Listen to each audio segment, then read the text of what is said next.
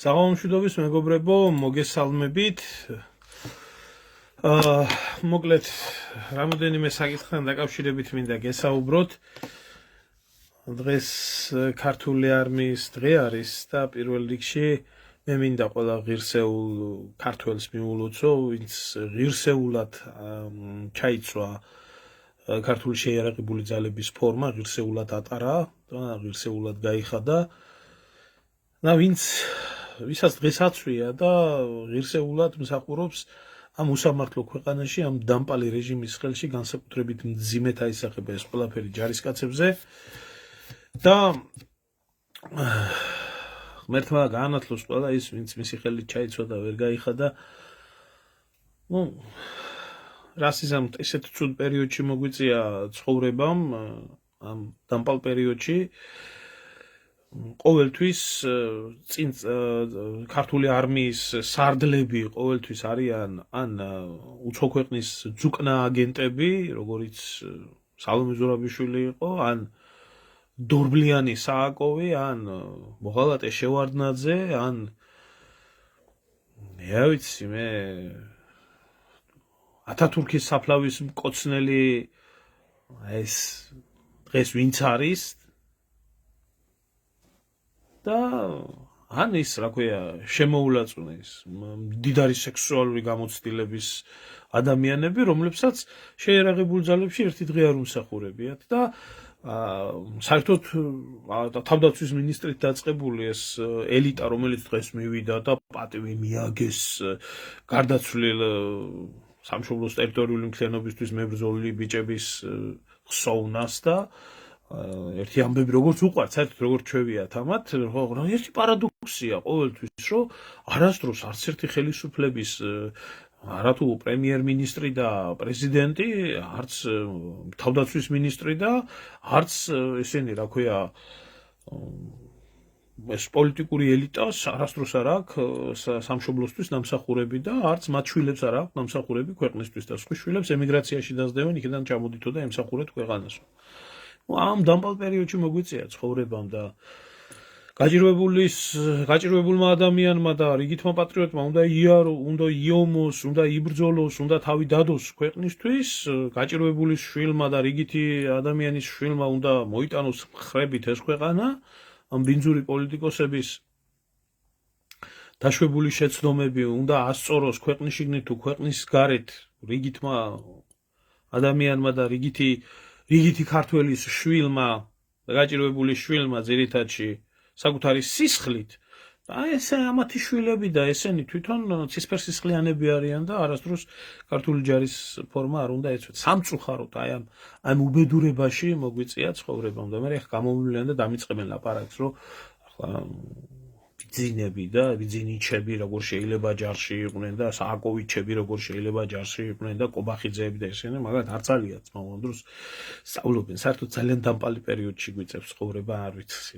საერთოდ არ უნდა გაიხედო, როგორც არ უნდა გაიხედო ეს სასულიერო პირებს შეეხება, ანაფორიანებს, უანაფოროებს, შეხედეთ იქ, დააკვირდით იქ რა ხდება.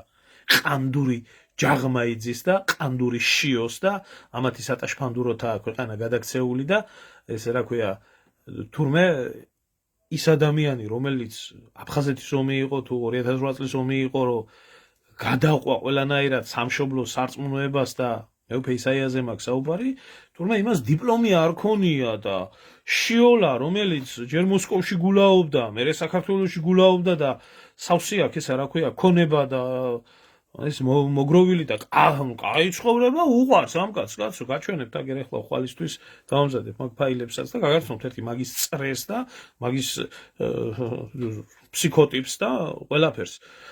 და ესენი თურმე პატრიარქები უნდა იყვნენ და იმ უბრალო ჭეშმარიტ ქრისტიანობის გზაზე და სამშობლოს დაცვაზე, რომელი სასულიერო პირებიც იდგნენ და რწმენისთვის და სამშობლოსთვის ყველაფერი გაიღეს, იმათ თურმე არაფერი, რასიზმი ხო დიპლომი არ ქონია და მათემატიკოსი ჯაღმა თურმე ამას ასე წყვეცა. საიდანაც არ უნდა გაიხედო, არ აქვს მნიშვნელობა, დამპალი ეპოქა არის რა. დამპალი ეპოქა არის. და მინდა დავიწყო ეს დღეს ვიდეო ლაივი პირველ ძირითად იმ საკითხით, რომ აი ესეთი ბინძური ხელისუფლება გვყავს და ბინძური სისტემა გვყავს, რომელმაც დოუშენის სინდრომით დაავადებული ბავშვების მშობლები, რომლებიც 10 დღე არის იქ ღამეს ათევენ მთავრობის კანცელარიასთან.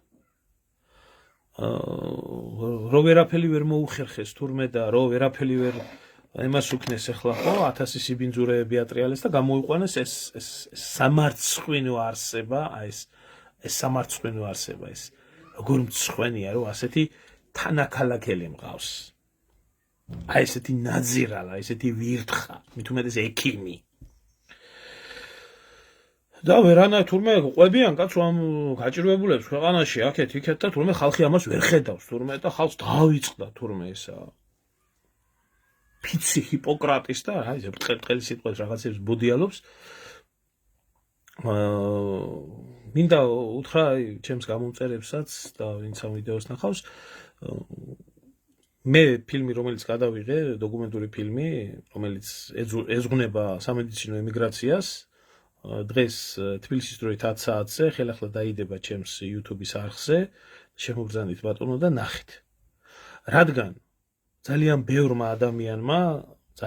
ადამიანმა გადაირჩინა თავი ამ ინსტრუქციებით და ამ ფილმის შედეგად მე მიხარია ეს ადამიანურად მომწერეს კიდეც რამოდენიმეჯერ რომ ამ ფილმის ნახვის შემდეგ წავიდნენ სამედიცინო ემიგრაციაში და ეხლა მკურნალობის კურსს გადიან და გადარჩენილები არიან და ღმერთო ყველას მიეცი საშუალება მის ქვეყანაში თუ მისი ქვეყნის გარეთ მაინც თავი გადაირჩინონ და ესენი მის ქვეყანაშიც ებრძვიან თავის მოქალაქეებს და სხვის ქვეყანაშიც ებრძვიან რო უსაფრთხო ქვეყანაა და უკან დააბრუნე და ამიტომ ბევრი მწერს და ბევრი მეკითხება თუ უცხოეთში რო წავიდნენ როგორ ხდება რანაირად ხდება იქ ჩაბარება მკურნალობა რა გზას გადიან როგორ გადიან რანაირად გადიან და ამ ფილმში არის თავიდან ბოლომდე ეს ყველაფერი შესული მართალი არ არის ეს ახლა მე არც ხელოვანი ვარ არც ესა ვარ ერთ ჩვეულებრივი ადამიანი ვარ დავიკავე ეს კამერა და გადავიღე ამ ხალხის ინტერვიუები და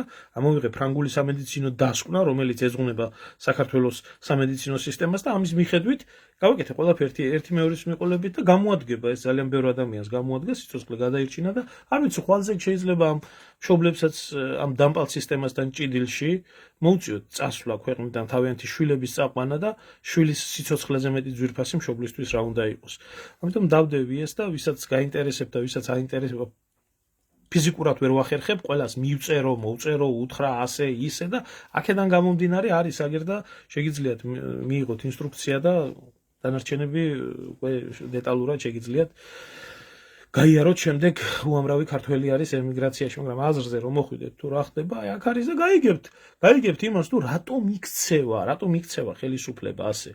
რატომ კიდია ხელისუფლებას ფეხებზე ბავშვების სიცოცხლე? იმიტომ სისტემა აქვს, მკვლელი სისტემა აქვს შექმნილი. და ამ მკვლელი სისტემიდან ხო სულ არ აინტერესებთ ამათ ადამიანების სიცოცხლე. ამათ აინტერესებთ ფულს როგორ იშოვიან. და ამაზე არის აწყობილი ყველაფერი ფრანგებს გამოძიებული აქვს, გამოკვლეული აქვს კორუფციული სკანდალებით დაწყებული, გარიგებებით საქართველოს სამედიცინო სისტემაში არაპროფესიონალიზმით და ადამიანების გაწირვით და ხოცვა-ჟლეტვით და არასწორი დიაგნოზით ყველაფერი არის იქ შესული. და ჩვენთან სამწუხაროდ რა ვიცი ალბათ 1-400 ლარის წამალი თუ დაუფინანსეს ადამიანს ეს არის თურმე დიდი მიღწევა ამიტომ ორი გამოსავალია აქ ერთი გამოსავალი არის რომ ადამიანების გვერდით დადგეს ხალხი და მთლიანად ეს სისტემა გადაწყდეს და შემოტრიალდეს 180 გრადუსით სასიკეთოდ საქართველოს ჯანდაცვის სისტემასთან დაკავშირებით თუ ეს არ მოხდება მეორე გზა არის რომ მოკიდოს ადამიანმა საკუთარ შვილს ხელი და წაიყვანოს სხვაგან რომ იმკურნალოს მაგრამ რომ წაიყვანოს ამისთვის ჭირდება ცნობა იმის რომ ეს დაავადება საქართველოში არ იკურნება მაგრამ ამ ცნობას არ აძლევენ და რატო არ აძლევენ იცით ამ ცნობას ეს ცნობა რომ იცენ მაშინ მისი შვილის და მშობლის წასვლა და მკურნალობა უნდა დააფინანსოს სახელმწიფო. რა თქმა უნდა არ უნდათ. რა თუნდათ ახლა ამათ ეს პრობლემები? რაში ჭირდებათ?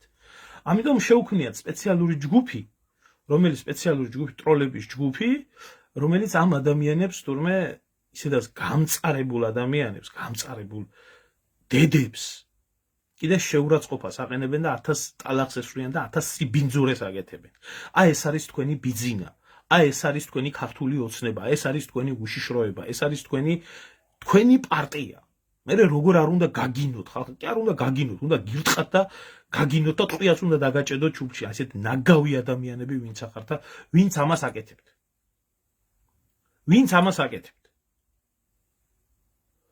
მე თქვენ კაი ხალხო სოფლიოში თუ არის ადამიანების რიცხობრივ რაოდენობაზე შემცირება ქართველები ისედაც მცირდებით ბუნებრივად და არა კი მესმის ეს მაგდაანიკაშვილის სიტყვებია რომელიც ქოცების მთავარი პროპაგანდონი არის იმედზე და მისი სიბრძნე არის რომ განაცხადა რომ ეგოისტური არის თურმე ქართველი ერის გამრავლება და ქართველი ერის გამრავლებაზე ფიქრი როდესაც მთელი მსოფლიო თურმე იმას განიცდის რა ქვია მოსახლეობის შემცირებისკენაა მიდრეკილი თურმე 3 მილიონიანი ქართველის ხარჯზე უნდა შემცირდეს წავიდნენ ბატონო მილიარდნახევრიანი ჩინეთის და მილიარდნახევრიანი ინდოეთის და ამათ ხარჯზე შეამცირონ მსოფლიოს მოსახლეობა რა ვარ ჩვენ ისედაც წითელ წიგნში შეტანილი ესა რა ქვია ხალხი და ამიტომ ქართველებმა ჩვენი ხელით უნდა ვხოცოთ ერთმანეთი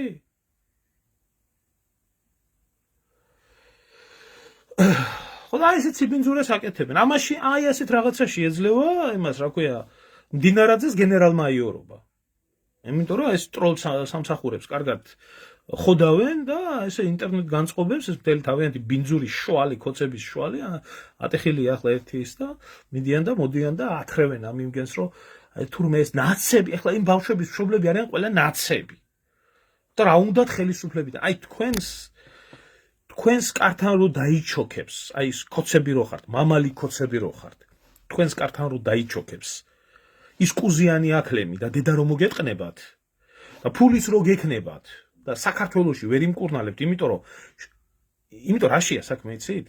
იმ დასკვნაში კარგათაა იქ ნაჩვენები რომ საქართველოში პირდაპირ წერია შავით თეთრზე მკურნალობა ეს არის ელიტის და ფულიანი ადამიანების პრიორიტეტი. ну ისა რა ქვია პრივილეგია მაგრამ ეს არ ნიშნავს იმას რომ საქართველოს სამედიცინო და მაღალი ხარისხის მომსახურება არის შესაძლებელი იმიტომ ის თიმახინჯის სისტემაა ამიტომ მინისტრები პრემიერ-მინისტრები მიდიან უცხოეთის კლინიკებში სამკურნალოდ ну რა თქმა უნდა სახელმწიფოს ხარჯზე შესულია ეს და მინისტრის სახელით წერია და ყველაფერი წერია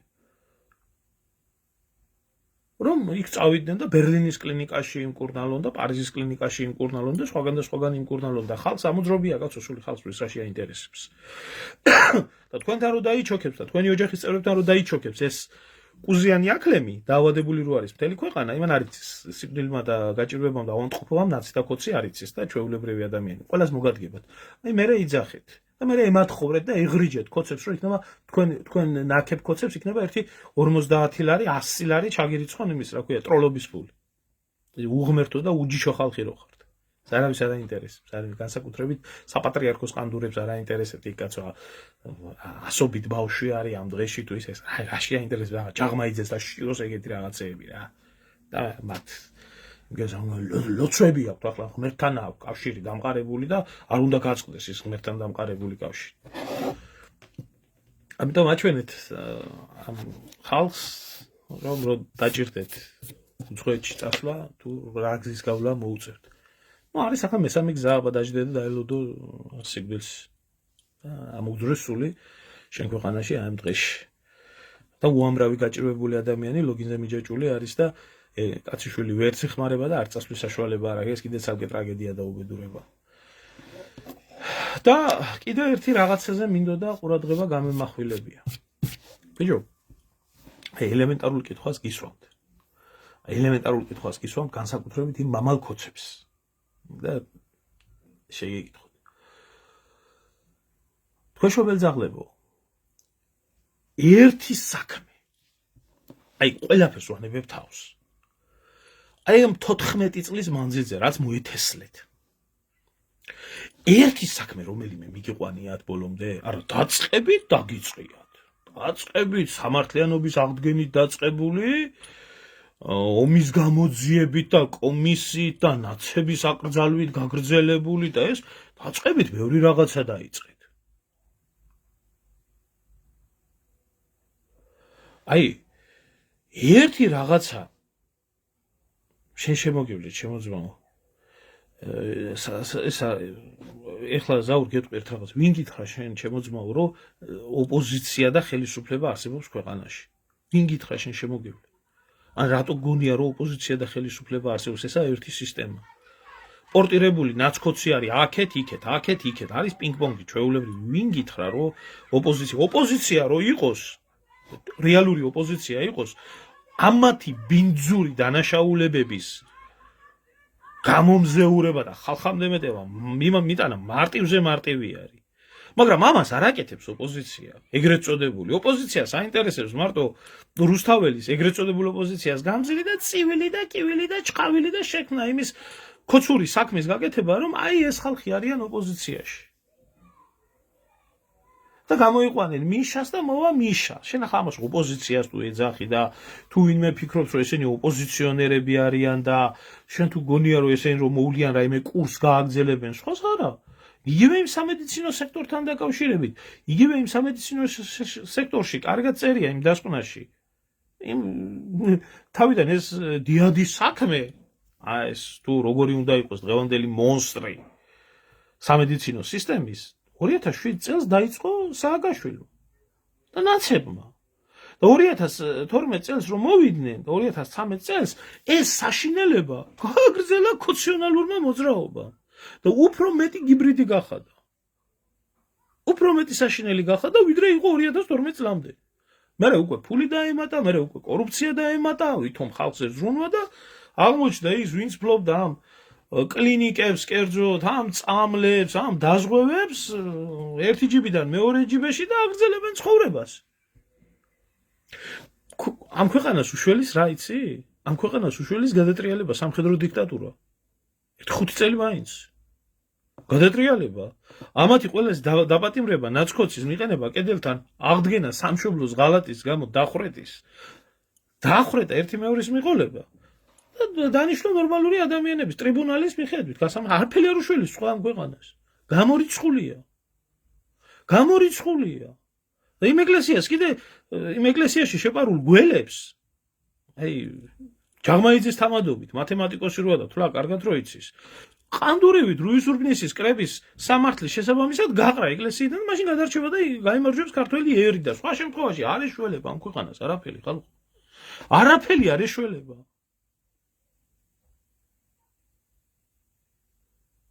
ასია რაც მიშებს ხონდა თავზე ბიძინება მოიგენ თავზე და რო ვამბობ ამას ამის თქოს არ შეიძლება კაცო საშინელება ამას როგორ ვამბობ მე რატო არა ვარ საქართველოში და ციხეში რატო არ ვზივარ თურმე მერაბ კოსტავასავით არ ვიცი მერაბ კოსტავა საბჭოთა კავშირს ყავდა და დაჭერილი და არა დამოუკიდებელი საქართველოს და დღეს დამოუკიდებელი საქართველოს საფარქვეშ უამრავი დოკვაძეზე საქამდე ციხეში პოლიტპატიმარი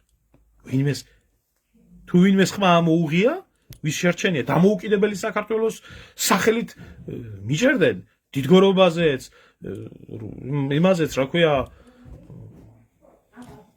დავით გარეჯის გამო და ასე შემდეგ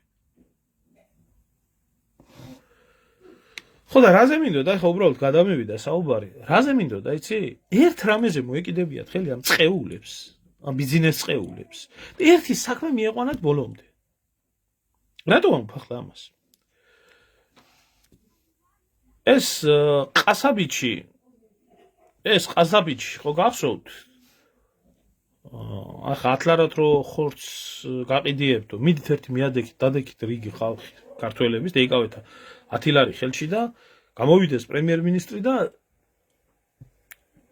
წაყვეთა გაყიდიოთ 10 ლარად ხორცი ალუჩაღირს 17 ლარი ქვეყანაში და 10 ლარად ეს საყიდულობს ხორცს არ ვიცი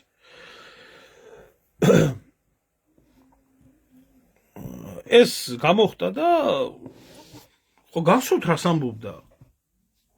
ხო გახსოვთ რას ამბობდა დაახლოებით 3-4 თვის წინ ხო გახსოვთ რა იყო ამის ლაპარაკი რომ თურმე ქვეყანაში ნაცების კარტერული შეთანხმებები ხდება ნაცი ბიზნესმენების რომლებსაც ჩაგდებული აქვთ მთლიანად ქსელური მარკეტინგი მთელი ქსელური მარკეტები რომლებმაც თურმე 17 მილიარდის მოგება ნახეს. ხო გახსოვთ რას ამბობდნენ და თურმე როგორი ზვირია თურმე საქართველოში ცხოვრება და უშიშროებას უნდა შეესწავლა. უშიშროებას უნდა შეესწავლა ეს ფასების ამბავი და კარტერული შეთანხმებების ამბავი და ბიზნესმენებს ხო ხვდებოდნენ და ხო იყო ლაპარაკი. და კაცმა უთხრა იქ ერთი მეწარმე იყო, ჩემი პროდუქციაო სულ ჯდება 2 ლარიო. და იქ იყიდება 9 ლარათო. თქვენამდე 9 მთავრობა მოვიდა ჩემთან ამ საკითხებთან დაკავშირებითო და მაინც არაფერი შეცვლილაო და არც თქვენ ხელში არ შეიცვლება, არაფერი გამორიცხულიაო. ხო და ეს საიდუმლო ფასტამატები როგორ ხდებოდა და რაში იყო საქმე იცით? 3-4 თვის წინ, 3-4 თვის წინ გარბოდენ ფასების დასარეგულირებლად და მთელი ქოცობა დედისტრაკს აგინებდა ამ იმგეს, რა ქვია. ქსელური მარკეტის ხალხს თუ როგორ გაანადგურეს ესა რა ქვია და რამხელა ფასში და ხალხო დამოუკიდებელი ბიზნესია. ხალხო და ამ დამოუკიდებელ ბიზნესში როგორ შევიდოდნენ და როგორ ჩაერეოდნენ მე. ეხლა გავიდა აპრილში უნდა დაერეგულირებიათ ფასები. მათი სიბრძნეებით და მოვიდა ეხლა აპრილი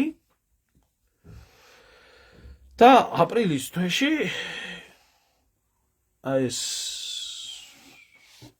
შიბაქების ტელევიზია, რომელიც ამბობდა, რომ 19 მილიარდის მოგებებს ნახულობდა თურმე ის, ეხლა უცებ იწყებს სხვა კამპანიას. მთელი ქოცობა იწყებენ სხვა კამპანიას. რომ ფასები საქართველოში ესა და იმაში რა ქვია გერმანიასა და საფრანგეთში. და აქვეყნებენ ესე იგი თურმე გერმანიის და საფრანგეთის ფასები საქართველოსთან აი სასიცოცხლო პროდუქტებთან დაკავშირებით. ბიჭო. და ამბობენ რომ თურმე საქართველოშიო კაცო ბევრად იაფიაო პროდუქციაო ვიდრეო საფრანგეთშიო და გერმანიაში. და ამას მთელი სერიოზულობით ამაზე იგივე ტელევიზია და ყველა მიცის რომ არაფერი შეცვლიდა საქართველოში პირიქით თუ გაძვირდა ყველგან ყველაფერი. იმიტომ აგერ ირანის ომმა გაძვირა ყველაფერი, ხო? და საქართველოში თურმე კაცო ბევრად იაფი ყოფილა და სამოთხე ყოფილა ვიდრე იმაში რა ქვია საფრანგეთში და გერმანიაში, ბიჭო. იგივე ტელევიზია. იმაზე მეტ ფასებზე. ხალხო, როდის უნდა გაიგოთ? როდის უნდა შეიგნოს ქართველი? აი, იმ დასირებულმა ქოცმაც, აი იმ დედამოტყნულმა ქოცმაც, რომელიც ჩასაფრებულია დღე-და-ღამე და ილანძღება და იგინება იმ ადამიანების მიმართ, ავადმყოფი შვილების პატრონი დედის მიმართაც რო იგინება. წამალს რატო ითხოვს თურმე? და რატო არაა ჩემორივით რატო არზის? და აქ რო შემოდის მესმლანს ყავს და ბჭო. თქვენ დედამოტყნული შვილებო, ვინმე რამეს გაბრალეთ? ბჭო 100 არაა? ხო არ შეცვლილა არაფერი. ახლა როგორ გაიაფთა ეგ ყველაფერი? მარტო ევროპაში გაძვირდა ფასები, საქართველოში არ გაძვირებულა, ესე იგი თქვენი ლოგიკიდან გამომდინარე. მე და მეორე. ბიჭო, გერმანიის და საფრანგეთის ფასების შედარება ერთმანეთთან არ შეიძლება. ვინც ევროპაში ხართ ნამყოფი და ყველამ კარგად უნდა იცოდეთ, რომ გერმანიაში არის საბჭოთა კავშირის ფასები საფრანგეთთან, ჰოლანდიასთან, ბელგიასთან და ამასთან შედარებით. სასმელი, საჭმელი, სიგარეტი ყველაფერთან შედარებით. ეს ერთი კატასტროფული სხვაობა. ძალიან იაფიანია გერმანია ამ ქვეყნებთან შედარებით. საფრანგეთში 14 ევრო არის დაახლოებით სიგარეტი. და ყოველწლიურად იმატებს. და მე ბიჭო რაშია საქმე იცი? თქვენი დებილი დედა შევეცი ბიჭო. ამერი დებილი რატო გონიათ ხალხი? საფრანგეთში მინიმალური ხელფასი არის 1500 ევრო. 1500 ევრო გადასახადებების და დაზღვევების და ყველაფრის გარეშე. ეს ყველაფერი რომ მორჩება სულ მინიმუმი. და 1500 მინიმუმი, 1500 მინიმალური ევრო ქართულ ლარებში რამდენია? რამდენია? ხო არის 4000 მინიმუმ 4500 ლარი ხო არის. მიეცით საქართველოში 4500 ლარი ხელფასი და შეინარჩუნეთ ბატონო ეს ფასები. მინიმალური ხელფასი გახადეთ საქართველოში 4500 ლარი. ნუ ახლა გასაგებია პარლამენტარს და მინისტრს, რომელსაც 15000 ლარი აქვს ხელფასი. ნუ ჩემთვის გასაგებია იმას არ ადარდებს ეგ, იმას ეს პრობლემა არ აქვს. მაგრამ რიგით მოქალაქეს დედაჩემს, რომელსაც 500 ლარი აქვს ხელფასი. და ყოველდღე დადის წყალტუბო ქუთაისის გზაზე. და ერთი 150-200 ლარი გზაში ეხარჯება. ჩემს 300 ლარი. როგორ უნდა იცხოვროს? აი რიგითი მოქალაქე. მეცნიერ მუშაკი. ხელოვნებად მცოდნე.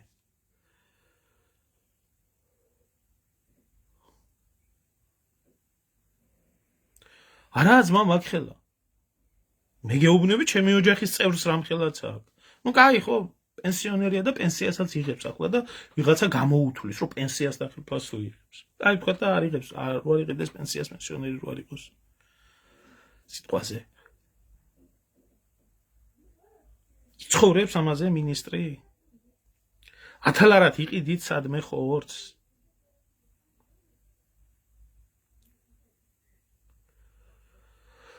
მერე მინიმალური ხელფასი შეადარა ვინმე? საქართველოში არის კანონით დადგენილი მინიმალური 20 ლარი ხელფასი, 20 ლარიც რომ იცენ დედაჩემს ხელფასი. ვერაფერს ვერ იტყვის, იმიტომ რომ კანონით აქვს უფლება დამსაქმებელს მიცეს 20 ლარი და ხელისუფლებას აქვს ამის უფლება. ვერ იტყვი კანონით ვერ შეედავები. იმიტომ რომ არ აქვს ქვეყანაში მინიმალური ხელფასის ცნება განსაზღვრული. მერე ევროპაში ის თუ იხდის ხელფასიდან 1500 ლარი თუ რჩება, იმაში ყველაფერი შესულია. მივიდეს ერთი ქართველი ადამიანი მაღაზიაში, იმაში აფთიაქში და ერთი აფთიაქის ფასები მოვიკითხოთ. 10 ჯერ მეტი რო არის აფთიაქში ფასი, ვიდრე იმაში რა ქვია. თურქეთში თუნდაც. საფრანგეთში უფასოა წამლები. დაზღვევით იძლევა. მკურნალობა ეკიმთან წასვლა უფასოა. სხვა ბევრი რაღაცები. ასეთი უნამუსოები ბიჭო როგორ ახართ? რა საფრანგეთს ედარებით, რა გერმანიას ედარებით და გახარებულები აფრიალებენ, რომ გერმანიის ეკონომიკაო კრიზისშია და განიცდისო. და 1% აქვს ზრდაო. ჩვენო 10% გვაქვს ზრდაო. გერმანიის ეკონომიკის 1% ზრდა არის 50 მილიარდი. და საქართველოს ეკონომიკის 10%-იც რო იყოს ზრდა, ჯერ არ ვიცი ხალხზე არასდროს არ ისახება ეს 10%-იანი ზრდა. მთლიანად ქართული ეკონომიკა არა 50 მილიარდი ევრო. ვის ედარებით თქვენ შობელძაღლები? მართლა ყველა ასეთი დებილი რატო გონიათ? რატო გონიათ, რომ ყველაფერი გადის თქვენი გამოსირებული ქოცების აქტივზე და გამოდის ყველაფერი თქვენს ტროლზაოძე?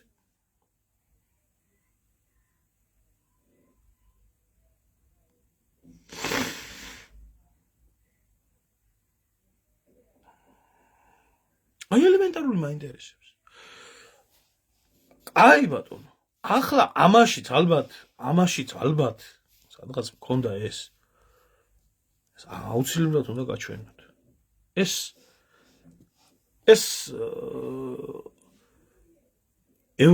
ევროპაზე მეტი მაღალი ფასები რო აქვს საწვავს.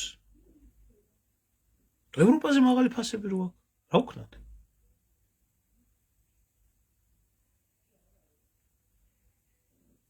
სადა ის ნაცების მოპარული თითო ლიტრიდან საწვავი 1 ლარი, 2 ლარი რო გახდა თქვენ დროს.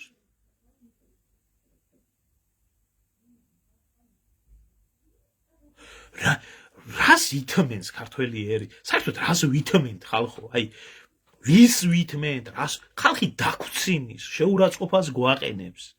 ხალხი სულში გვაფურთხებს.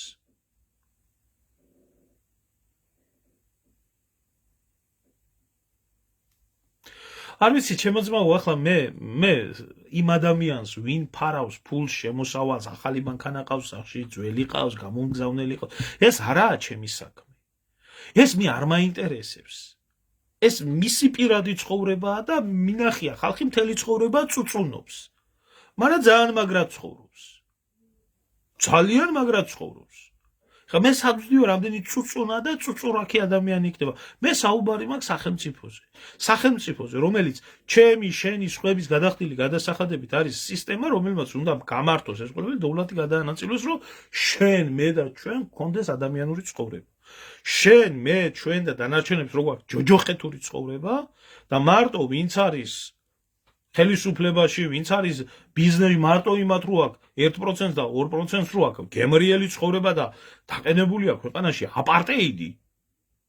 მე ამაზე მაქვს ლაპარაკი.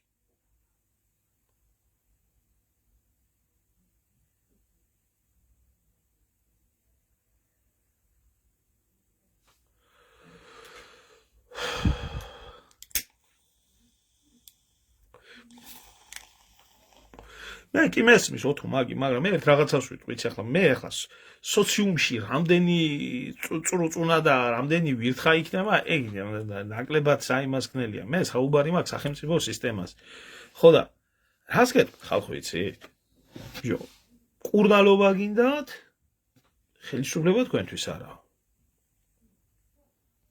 სამსახური გინდათ ხელისუფლება თქვენთვის არა რამე სხვა სოციალურ-ეკონომიკური პრობლემები გაქვთ? შრომის კოდექსი არის დამსაქმებელი თქვენთვის ხელისუფლება არა.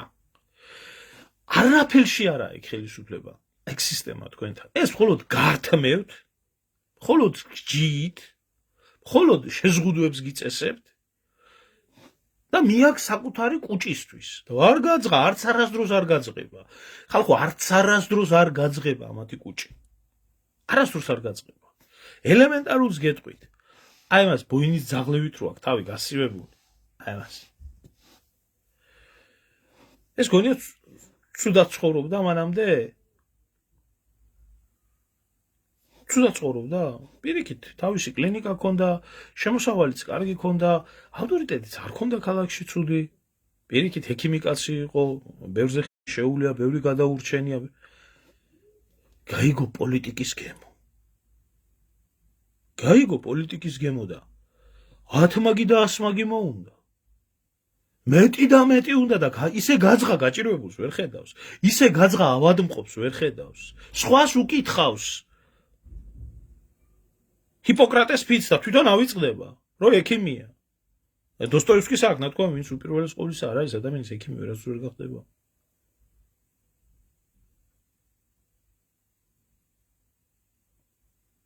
ხლა სამწუხაროდ შემოძმაო არც პირველი ხარ და არც უკანასკნელი მასე ექცევიან ყველას მიმართ და მე ერთი რაღაცის თქმა მინდა რა ყველამ უნდა ეძიოს თავისი ისეთი დროებაა თავის გადარჩენის გზა მაგრამ ცალცალკე შეიძლება ვიღაცებმა თავი ბიოლოგიურად გადაირჩინონ მაგრამ ხვალ ზეგ და მაზეგ თქვენ სამშობლო არ გიქნებათ ისევე როგორც მე არ მიქნება რატო არ გექნებათ, იცი? ზუსტად იმიტომ არ გექნებათ, რომ ბიძინა ივანაშვილის და ამათი ტაშის მკვლელები ხართ და მე რა და მე ხო ადამიანები, რომლებიც გატყუებენ, ადამიანები, რომელიც დაქცინიან, ადამიანები, რომლებიც სულში გაფურთხებენ, ადამიანები, რომლებიცაც თქვენი სიცოცხლე ფეხებზე კიდიათ, თქვენი თანამოქალაქის, თქვენი მეზობლის, ყველა სიცოცხლე ფეხებზე კიდიათ.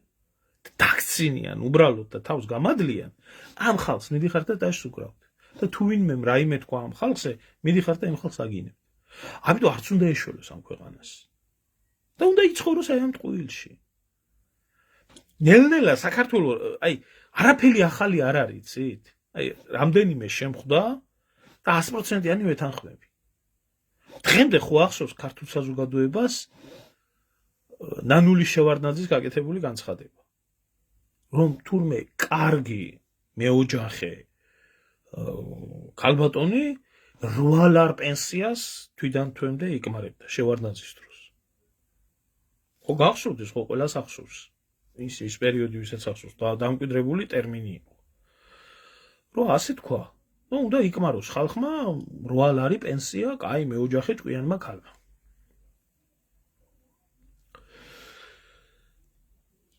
ამიხსენით ახლა თუ რაიმე განსხვავებული არის ამის ნათქვამში. უბრალოდ ფასშია განსხვავება, რომ წამოვალო და ეს ხო წამოდვითო და მე გაყიდიებ 9 კილო ხორცს. და როგორი ყველაფერი შეატრიალა 100%-ით.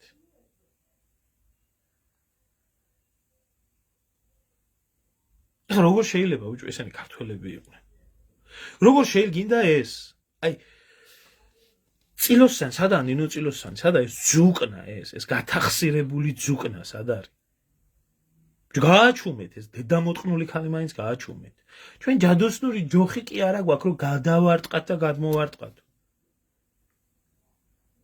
ხალხს იმას ეუბნებოდა ვადაგასული პროდუქტი გაყიდეთ იაფათო. ვადაგასული პროდუქტიო მიყიდეთო. ქალი, დედა გაიაფებას პირდება გაფუჭებული პროდუქტი მიყიდეთო ხალხს. ესეც ქოცია. და ესეც ქოცების ჭეშმარიტი სახე. აი ძმაო, ვინც ამას სტაშს უკრავს, ალბათ ამაზე არ ფიქრობს და არ აინტერესებს ამაზე ფიქრი და ახლა სამშობლოს მიწა თუ არ გაინტერესებს, სად გაიყიდება, ვინ იყიდის, ვინ ჩამოსახლდება. შენ თუ ის არ გაინტერესებს, შენი თანამოქალაქე უწამლობით მოკდება, შიმშილით მოკდება, უფლობით მოკდება, ამით მოკდება, იმით მოკდება, თუ რა იქნება, იქ შენი პრობლემა არ არის. შენ თუ ის არ გაინტერესებს, რომ უსამართლობამ დაახჭო ქვეყანა უწამლობით, უფლობით, უყოლა და შენ თვითონ ხარ კარგად და ბედნიერად, ხო? აი შენაირი ქართველის დედა შევეცი რა და იტყვი რომ კარგიაო ცხოვრებაო და ძალიან ბევრს გეხებათ ეგ ყველაფერი. მე იცი რატო იგინები? იმიტომ ვიგინები რომ იმსახურებ რა. თქვენნაირი ქართველები ღუპავენ ამ ქვეყანას თუ არა? თქვენნაირი ბოზიშვილები რო არ ყავდეს ამ ხელისუფლებას, სტაშის დამკვრელი და იმ გამწარებული ადამიანების მლანძღველი, რომელიც დღეს და ღამეს ათენებენ ახლა იმისთვის რომ შვილებისთვის წამალი იყოს და თქვენნაირები შედიან და ლანძღავენ, თქვენნაირი ბოზიშვილები რო არ ყავდეთ ქართული ოცნების ხელისუფლებას გასამყარებლად, ქართული ოცნების ხელისუფლება ივანაშვილი კი არ იქნებოდა. ჩვეულებრივი ურიები არიან, უსისხლო ურიები, რომლებსაც საერთოდ არ აინტერესებთ. ისინი თვლიან, ანუ ეგრეა. ესენი არც ჯარში მსახურობენ, ესენი არც რიგით მუშად მუშაობენ, ესენი არც საზოგადოებრივი ტრანსპორტით არ დადიან, ესენი არანაირ გაჭირვებას, რასაც რიგითი ქართველი გადის, ესენი არასდროს არ გადიან ამას. ამიტომ ამათ ეს ჩვენნაირი ადამიანები ჭირდება უბრალოდ გადასახადების გადამხდელად და ომი თუ იქნება, ომში გასაშვებად. თუ არა ჩვენ დონემდე ასე აქვთ ურიებს. თვითონ არიან კაი ხალხი, დანარჩენი არიან გოები და გოებს რაც კიდე ის გაუკეთებს. ამას უკეთებს ურია ივანაშვილი დანარჩენ საქართველოს. უგარეთაში დაიღავთ ბედნიერი. ხო, თმები კი არა. მეტა მარტო თმები კონდეს გაჩეჩილი, როდის მე იყო რომ მარტო ფიზიონომიაზე, ფიზიონობიდან გამომდინარე შეიძლება იყოს. პირს რო გააღებს რას ამბობს. აი ძმაო გაზდით და აკეთებენ. მე მიტოვ ამბობ ძმაო რომ რატო ვისთან გაზდით? ვისთან გაზდით თორნიკე? საკუთარ ერთან? საკუთარ ხალხთან? საკუთარი ერის შვილებთან, ბავშვებთან, თოთო ბავშვებთან უწამლობით რო კვდებიან? საკუთარი ქვეყნის მოხუცებთან, რომლებსაც წამალი ვერ უყიდიათ? საკუთარი იმასთან რა ქვია, მოსახლეობასთან შიმშილით სიკვდილი და გაჭირვებით სიკვდილი? ამასთან რო გასდით? ესე მტერია ეს ხალხი მაგათი. და მტრულად ექცევიან რომ გაწყვიტონ და გაასახლონ და გააქციონ. აი წავა, ბევრი წავა. და ვერც ვერ გამომტყუნებს რომ წავა. ეგ არის გეგმა. რა მნიშვნელობა აქვს? აგერ უკრაინა ომით დაცალეს. 45 მილიონიანი დაიყვანეს 20 მილიონი. საქართველოს ომითაც დასალეს და შიმშილით და გაჭირვებით და უსამართლობით. საქართველოში მოსახლეობა მოიმატა. 3.900.000 ადამიანი ცხოვრობს.